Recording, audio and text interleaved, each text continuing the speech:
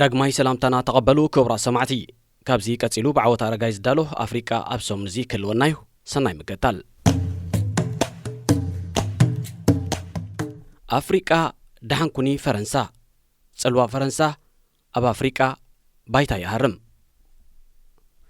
ኣብ ሃገር ኣፍሪቃ ልዕሊ 2,000 መበቆላዊ ቋንቋታት ኣሎ እንተኾነ ቋንቋ ፈረንሳ ሓደ ካብቲ ብሰፊሑ ዝዝረበሉን ናይ 21 ሃገራት ኣፍሪቃ ወግዓዊ ቋንቋን እዩ ኣብ ሃገር ኣፍሪቃ ልዕሊ 170 ሚልዮን ኣፍሪቃውያን ቋንቋ ፈረንሳ ዝመልኩ ክኾኑ እንከለዉ ብብዝሒ ቋንቋ ፈረንሳ ዝዝረበላ ከተማ ፓሪስ ዘይኮነት ከተማ ኪንሻሳ ናይ ዴሞክራሲያዊት ሪፐብሊክ ኮንጎ እያ ዝርግሐ ቋንቋ ፈረንሳ ኣብ ኣፍሪቃ መግዛእቲ ዝፈጠሮ ሓድጊ ኮይኑ ቋንቋ ጥራይ ዘይኮነ ፖለቲካውን እዩ ኣብ ትሕቲ መግዛእቲ ፈረንሳ ዝነበረ ሃገራት መብዛሕትአን ነቲ ቋንቋ ብምርዓም ንትምህርቲ ስራሕ ንግዲ ዲፕሎማስን ካልእ ዝርብን መዓልታዊ ንጥፈታትን ተጠቒመናሉን ይጥቀማሉን ኣለዋ ቋንቋ ፈረንሳ ዝረዓማ ሃገራት ብሓደ ወገን ጠቒምዎን ክኸውን ይኽእል እዩ ምኽንያቱ ንሓድሕደን ዘረዳድአን ሓበራዊ ቋንቋ ክህልወን ኣኺሉ በቲ ካልእ ሸነኹ ግን ንሓያሎ ንኣሽቱ ቋንቋታት ከይምዕብልን ኣብ ሓደጋ ጽንተት ከእትወን ሓጊዙ ናይ ሎሚ ኣርእስትና ብዛዕባ ቋንቋ ኣይኮነን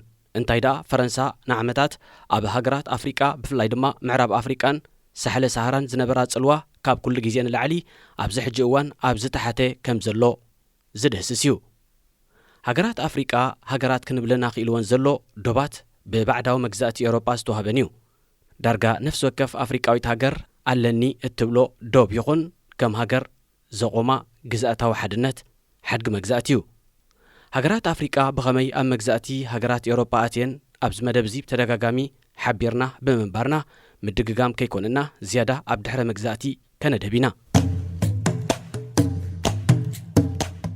ኣብ 1950ታት ኣብ ትሕቲ መግዛእቲ ዝነበረ ሃገራት ንናጽነት ዝጽውዑ ምንቅስቓሳትን ተቃውሞታትን ዝተረኣየሉ እዋን ነበረ ዝበዝሓ ኤውሮጳውያን ሃገራት ነዝገዝአን ዝነበራ ሃገራት ናጽነተን ሂበን ብውሕድ ጽልዋ ክገድፈአን እንከለዋ ናይ ፈረንሳ ግን ፍልይ ዝበለ እዩ ነይሩ ፈረንሳ ኣቐዲማ ቅድሚ ካልኦት ኤውሮጳውያን ገዛእቲ ኣብ መወዳእታ 1950ታት እያ ምስ እትገዝአን ዝነበረት ሃገራት ብዛዕባ ናጽነተንን ድሕሪ ናጽነት ክህሉ ዘለዎ ዲፕሎማስያዊ ወተሃደራዊ ቁጠባውን ካልእ ማሕበራዊ ርክባትን ክትዘራረብ ጀሚራ ህዝባዊት ፈረንሳ ዓባይን ሓንቲ ካብ ጸለውትን ሃገራት ዓለም ክገብራ ራእይ ከም ዝነበሮ ዝንገር ወተሃደራዊ መራሒ ነበር ፕረዚደንት ቻርል ዴጎል ቀጻልነት ዘሎ ጂኦፖለቲካዊ ድሌታት ጽልዋታትን ጥቕምን ፈረንሳ ከረጋገጽ እንተኾይኑ ኣብ መንጎ ፈረንሳን እትገዝአን ዝነበረት ሃገራትን ክልተ ጎናዊ ምርዳእ ክህሉ ብዝገበሮ ድፊት ብመብዛሕትአን ሃገራት ተቐባልነት ረኺቡ እዚ ብዲፕሎማስያዊ ወተሃደራዊ ቁጠባውን ባህላውን ርክባት ዝተሃንጸ ዝምድና ፈረንሳን ሃገራት ኣፍሪቃን ድሒሩ ብፍራንክ ኣፍሪክ ማለት ኣብ መንጎ ፈረንሳን ኣፍሪቃን ብዝፍጠር ሲነርጂ ዝርከብ ብልጽግና ተባሂሉ ክጽዋዕ ጀመረ ባጤራ ዝተሓወሶ ስምምዕ ምስ ተገብረሉ እዩ ዝበዝሓ ኣብ ትሕቲ ፈረንሳ ዝነበረ ሃገራት ድማ ዳርጋ ብኹሉ መዳያት ምስ ሃገረ ፈረንሳ ዝነበረን ርክብ ጥቡቕ ኮይኑ ከም ዝቕጽል ተገይሩ ኣብዘን ሃገራት ዝግበር ኩሉ ነገራት ካብ ንግዲ ክሳብ ትምህርቲ ካብ ባህሊ ክሳብ ዕደናን ካልእን ቀዳምነት ንፈረንሳ እዩ ዝምልከት ፈረንሳ ንዓሰርተታት ዓመታት ኣብ ልዕሊ ገዛእታ ዝነበራ ሃገራት ሓያል ጽልዋ ስለ ዝነበራ ተጠቃሚት ክትከውን ክኢላ እያ እንተኾነ ብፍላይ 2023 ዓ.ም ፈረንሳ ኣብ ጽልዋ ኣፍሪቃ ኣዝያ ክትሃስስ ዝገበረት ዓመት ኮይናላ ኣብ ለካቲት 2023 ዕልዋ መንግስቲ ዘካየደ ሰራዊት ቡርኪና ፋሶ ኣብ ሃገሩ ዝነበሩ ሰራዊት ፈረንሳ ኣብ 4 ሰሙን ጠቕሊሎም ክወጽእ ኣዚዙ ከም ትእዛዙ ድማ ፈረንሳ ወተሃደራት ኣስሒባ ኣብ መጋቢት ናይቲ ዓመት እያ ማሊ ማዕከናት ዜና ፈረንሳ ካብ ሃገራ ብምብራር ዝኾነ ዜና ናይ ፈረንሳ ከይስማዕ ዓጽያ ኣብ ወርሒ ሰነ ምስ ኒጀር ዝነበራ ዲፕሎማስያዊ ዝምድና ተበቲኹ ኣብ ወርሒ ሕዳር ሃገራት ኒጀር ቡርኪና ፋሶን ማልን ኣንጻር ግብረ ሽበራ ንምቅላስ ካብ ዝተመስረተ ሓበራዊ ኪዳን ሳሕል ኣንሳሒበን ፈረንሳ በንጻሩ ንተምሃሮ ባህላዊ ልውውጥ እትህቦ ዝነበረት ቪዛ ሰሪዛቶ ፈረንሳ ኣቐዲማ ብትእዛዝ ወተሃደራውያን መራሕቲ ማሊ ኣብ 2022 ኣብ ማሊ ዝነበሩ 4500 ወተሃደራት ኣብ ምስሓብ ምስቲ ሃገር ዝነበራ ዝምድና ዛሕቲሉ ይርከብ ኣብ መንጎ ፈረንሳን ግዛእታ ዝነበራ ሃገራት ኣፍሪቃን ዝቕጽል ዘሎ ዝሕታለ ዝምድናን ጽልዋን ዘገም እናበለ ዝመጸ እኳ እንተኾነ ናይ ማሊ ጉዳይ ግን ብናህሪ ክሕንበብ ካብ ዝገበረ እዩ ቁሩብ ምልሲልና ምስ ንርኢ ኣብ 2013 ሰራዊት ፈረንሳ ናብ ማሊ ክኣቱ እንከሎ ህዝቢ ሃገር ባንዴራ ፈረንሳ እናንበልበለ ብሓጎስ ተቐቢልዎ ድሕሪ 9 ዓመታት ኣብ 2023 ግን ሰራዊት ፈረንሳ ካብቲ ሃገር ጠቕሊሉ ክወፅእ ኣብ ዝወፀሉ እዋን ድማ ሓያሎ ህዝቢ እቲ ሃገር ብተመሳሳሊ ሓጎሶም እዮም ገሊፆም። ኣብ መጀመርያ ገለ ክፋል ሕብረተሰብ ማሊ ባንዴራ ፈረንሳ ዘንበልብል ዝነበረ ኣብዚ ድሓር ግን በንጻሩ ባንዴራ ሩስያ ብምሓዝ ኣብ ልዕሊ ፈረንሳ ዘለዎ ጽላእት ብምጽብራቕ እዩ ንሰራዊት ፈረንሳ ኣፋኒዎ። ጉዳይ ማሊ ንምንታይ ኣብ ከምዚ ደረጃ ወዲቑ ንምርዳእ እንደገና ንድሕሪት ምምላስ ከድልዩ። ማሊ ኣብ 1960 ካብ ገዛኢታ ዝነበረት ፈረንሳ ናጽነታ ተጎናጺፋ ከም ሃገር ካብ እትቐውም ንድሕር 5 ግዜ ወተሃደራዊ ዕልዋታት ተኻይዱላ። እቲ ሃገር ተደጋጋሚ ዕልዋ መንግስቲ ካይደላ ደኣ እምበር ካብ 2012 ንድሓር ኣትሒዙ ዘጋጠማ ቅልውላው ኣብ ታሪኻ ዝበኣሰ እዩ። ኣብ 2012 ደኣ እንታይ ጋጢሙ ተባሂሉ ምስ ዝሕተት እቲ መልሲ ከም ዝስዕብ እዩ። ማሊ ጂኦግራፊያዊ ኣቃምጣ ኣብ ክልተ ዝተፈላለየ ክሊማዊ ፍልልይ ዘለዎ ማለት ደቡባዊ ክፋላ ኣብ ከባቢ ፈለግ ኒጀር ዝርከብ ኣብ ልዕሊ ምዃኑ ትሮፒካዊ ዝናብ ዝረክብ ልሙዕ መሬት፣ ሰሜናዊ ክፋላ ድማ ኣብ ሳሕሊ ሰሃራ ዝርከብ ኮይኑ ድሩቕን እኹል ማይ ዘይርከቦን ከባቢ እዩ። ደቡባዊ ክፋል ብቐጠልያ ማሊ ክፍለጥ እንከሎ 90% ካብ ጠቕላላ ህዝቢ ማሊ ኣብኡ ይቕመጥ። ባምባራ፣ ፋላኒ፣ ሱኑፎ፣ ማሊንከን ካልኦትን ዝበሃሉ ብሕርሻ ዝነባበሩ ጸለምቲ ኣፍሪቃውያን ብሄራትን ቀቢላታትን ዝቕመጥዎ ክኸውን እንከሎ ሰሜናዊ ክፋል ድማ ሰበኽ ሳግማውያን ኣህዛብ ጥዋረግ ከምኡውን ንኡስ ክፋል ናይ ዕራብ ዘርኢ ዘለዎም ይነብርዎ። ኣብ ሰሜናዊ ክፋል ሃገር ዝርከቡ ጥዋረግ ንዝተናውሐ ግዜ ካብ ማእከላይ መንግስቲ ኣቓልቦ ከም ዘይረኽቡን ዘብኦም ካብ ምዕባለን ትሕተ ቅርጽን ከም እተገለለን ኣብ መነባብሮኦም ዝኾነ ምሕያሽ ከም ዘይተገብረን ኩሉ ግዜ ምስ ኣማረሩ ናይ ሰበኽ ሳግም ቀዲ መነባብሮ ዝኽተሉ ጥዋረግ ኣብ ሰፊሕ መሬት ሳሕለ ሰሃራ ካብ ናብን እናተመላለሱ ወይ እናሳገሙ እዮም መነባብሮኦም ዘካይዱ። ገሌ ኣባላት ሕብረተሰብ ጥዋረግ ናብ ሊብያ ብምኻድ ወተሃደራት ኮይኖም ክኽተቡ ከለዉ እሙናት ዓሳክር መራሒ ሊብያ ነበር ሙዓመር ቀዛፊ ክሳብ ምዃኑ እውን በቂዖም ነይሮም። ገለ ድማ ቀዛፊ ተቃውሞ ምስ ኣጋጠሙ ክሕግዝዎ ኢሎም ናብ ሊብያ ሰገሩ ነይሮም። እንተኾነ ኣብ 2011 ሙዓመር ቀዛፊ ካብ ስልጣን ድሕሪ ምእላዩ 10,000 ግቡእ ወተሃደራዊ ታዕሊም ዝወሰዱን ብከቢድን ፎኪስን ሙሉእ ኣጽዋር ዝዓጠቑን ጥዋረግ ናብ ሰሜናዊ ክፋል ማሊ ተመሊሶም ኣይጸንሑን። ዕጡቓት ጥዋረግ ምንቅስቓስ ሓርነት ኣዛውድ ዝብል ጉጅለ ብምስራት ንሰሜናዊ ክፋል ማሊ ሓራ ብምውፃእ ናይ ገዛ ርእሶም ሃገር ኣዛውድ ከምስርቱ ምንቅስቓስ ጀሚሮም። ነዚ ንምትግባር ድማ ኣብቲ ከባቢ ድሮ ክንቀሳቐሱ ጀሚሮም ምስ ዝነበሩ እስላማዊ ምንቅስቓስ ኣዛውድ፣ ኣልቃዒዳ ኣብ መቕረብ፣ ኣንሳርዲንን ካልኦትን ምስ ዝበሃሉ ጉጅለታት ብምውሃድ ኣብ ልዕሊ ሰራዊት ማሊ ሰፊሕ መጥቃዕቲ ጀሚሮም። ሰራዊት ማሊ ምስ ሰራዊት ጥዋረግን ተሓባበርቱን ክወዳደር እንከሎ ኣዝዩ ድኹም እኹል ኣጽዋር ዘይዓጠቐ ናይ ምውጋእ ሞራል ዘይነበሮን እዩ።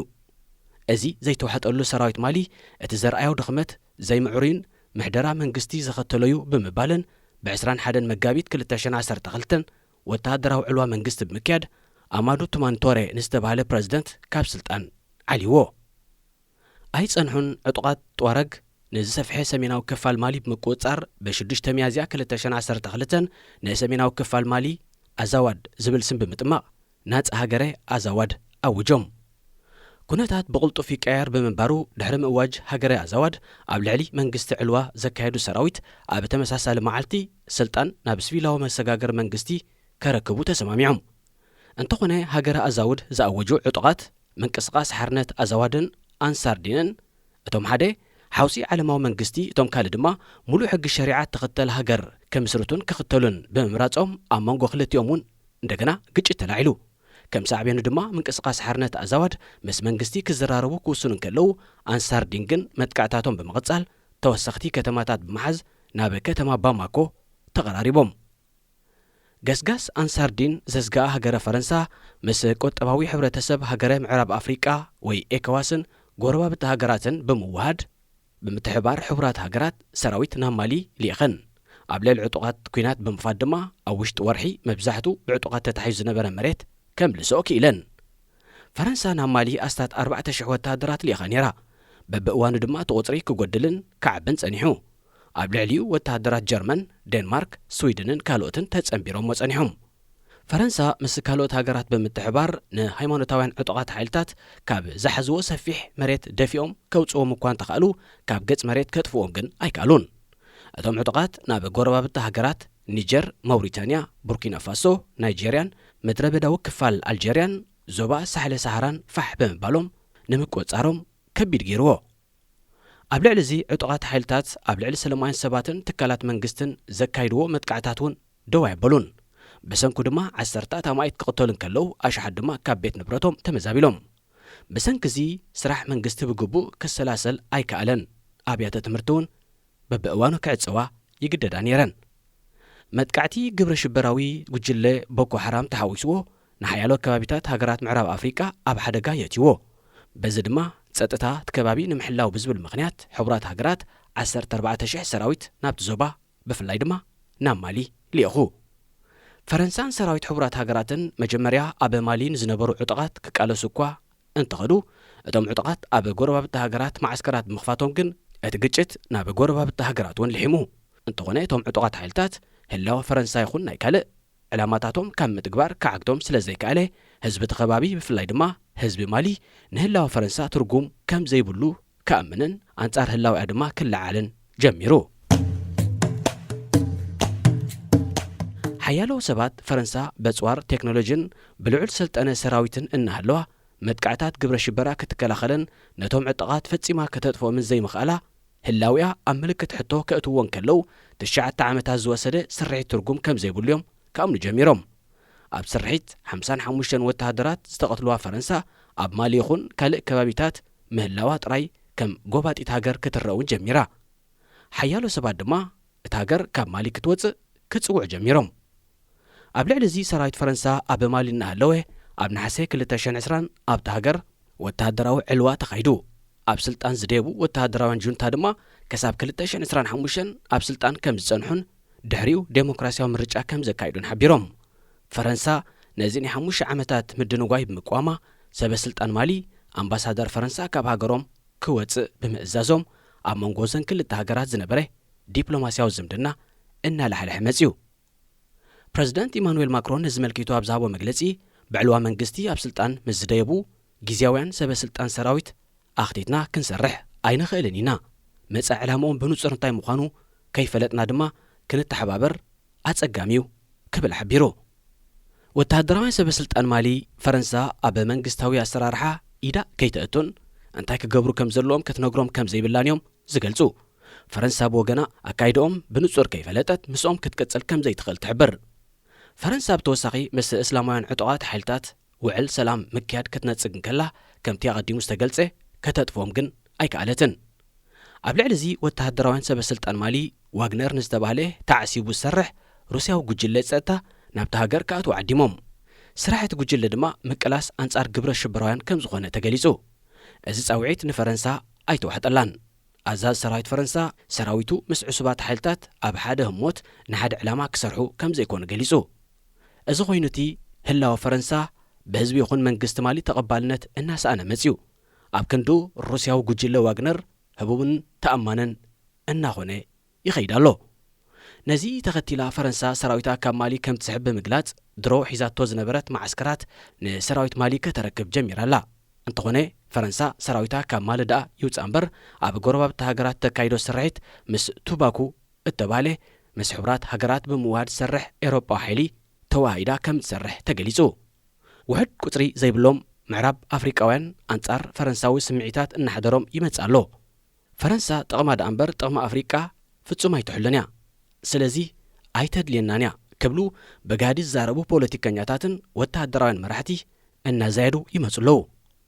ዕልዋ መንግስቲ ዝተገብረለንን ብወተሃደራውያን መራሕቲ ዝምራሓን ዘለዎ ሃገራት ማሊ፣ ቡርኪና ፋሶን ኒጀርን ብፈረንሳ ከም ዝወር ዝገልጾ ባጤራ ፍራንክ ክቕየርን ንሰለስቲአን ሃገራት ዝጠምር ሓድሽ ባጤራ ከውፃን ኣብ ዝርብ ከም ዘለዎ ይዝግለጽ።